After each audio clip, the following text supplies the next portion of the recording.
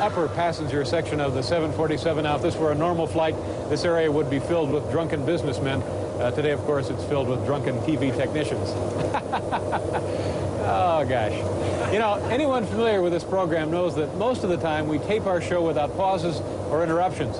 But there are those rare occasions when we do have to go back and edit. Sure, it takes some time, takes some effort, and some expense. But it is necessary if we want to maintain the seamless professional quality that has come to be synonymous with late night. Let me show you now some examples. Sometimes we have to edit the program because of an innocent slip-up like this one. Go downtown and get this thing zoned and approved by the building code and that kind of thing. Oh, it took hours. Your date? Yes, Hal. The holster. We can put that off, Sure. In 4 years, people always ask me, Dave, any trouble with audience rowdiness? Well, you know, we have terrific audiences, but occasionally, yes, something will go wrong with the audience. You! Yeah, by the door, you! Yeah, right. You know damn well what I'm talking about now. You know, sometimes guests have funny ideas about what they should do on a show. Let's watch what happens when that occurs. We're back with the Blue Angels. Now, Colonel, I understand you brought some film of some of the amazing aerobatic stunts you and your men perform in the sky. No, I didn't. I thought we were going to get the chance. Well, I thought it might be more interesting if we demonstrated some of those stunts here in the studio live for you. Flight group, assemble. Delta formation.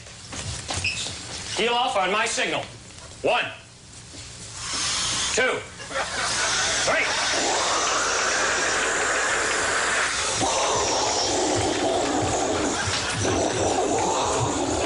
And you know, this is something I'm kind of embarrassed about. There was a time that my own personal life was completely fouled up, and frankly, I forgot just how far I'd let myself go until I looked at this videotape.